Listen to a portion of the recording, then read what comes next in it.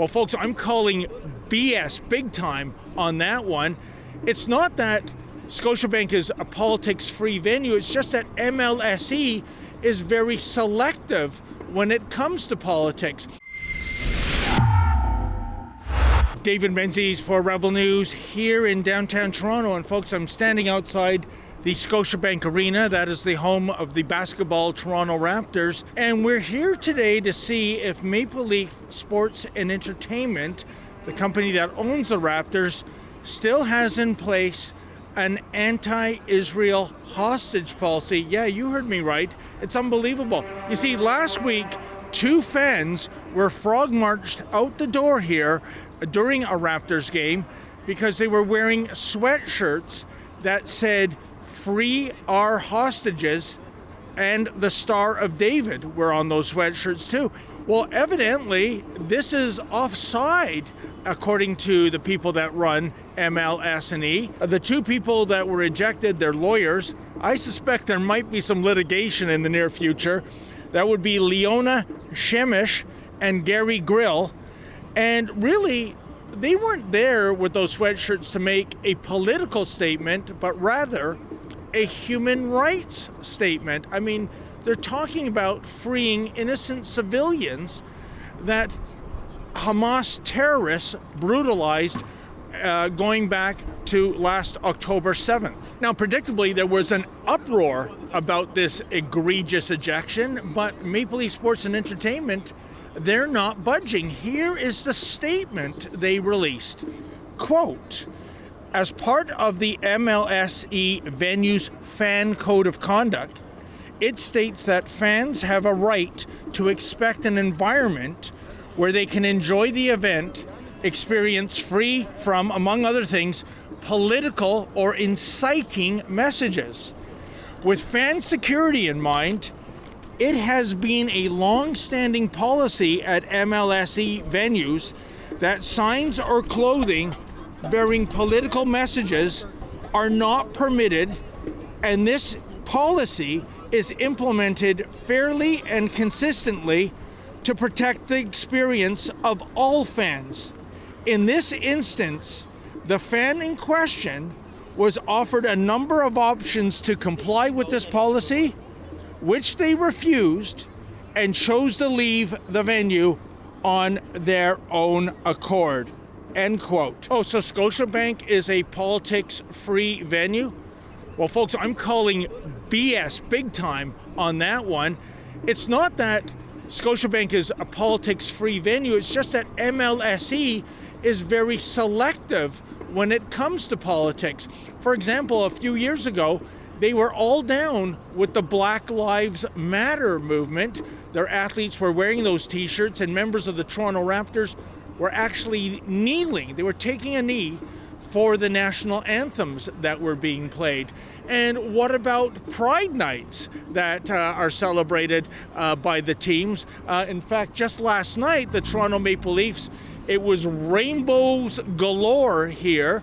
I'm sorry, that too is a political statement. And don't forget about the NHL All-Star Game that was staged in early February at this very venue. Jewish fans had to suffer through the anthem singer. Her name is Kiana Lead.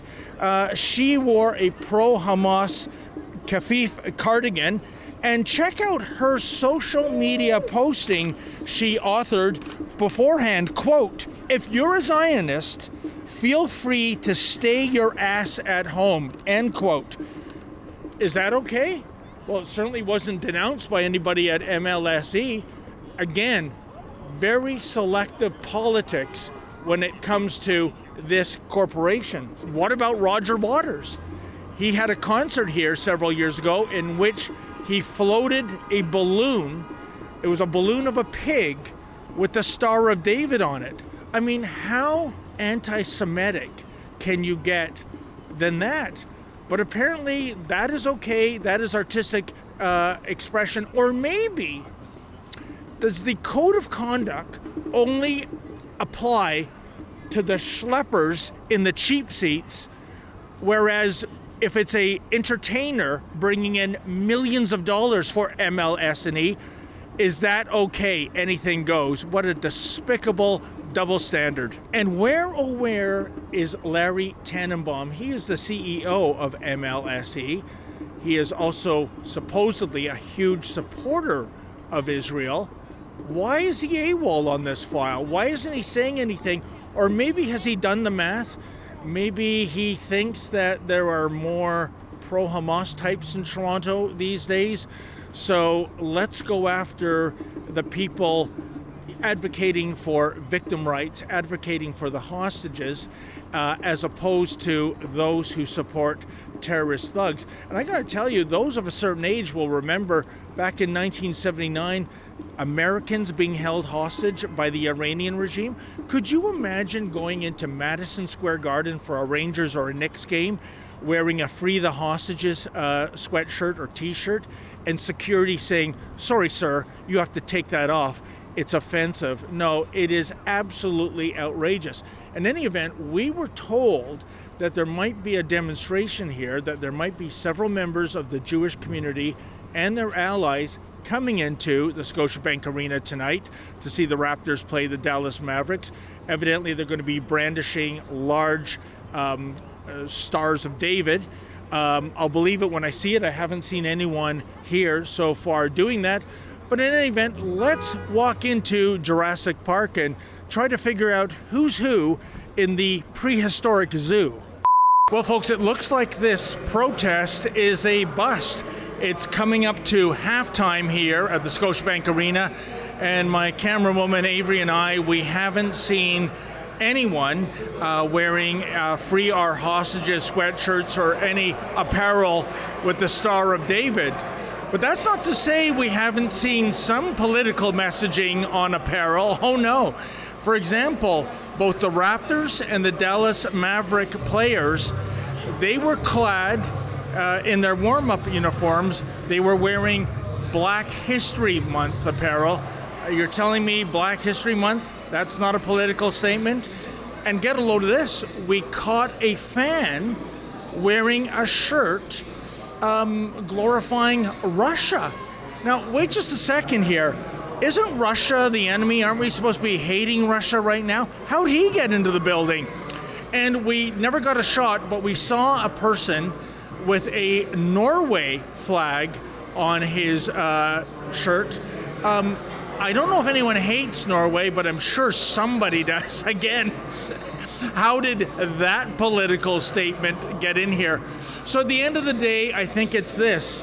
To paraphrase George Orwell from Animal Farms, according to Maple Leaf Sports and Entertainment, all political causes are equal, but some are more equal than others. For Rebel News, I'm David the Menzoid Menzies. So please go to rebelfieldreports.com. That's rebelfieldreports.com. And if you're able to, kindly make a donation.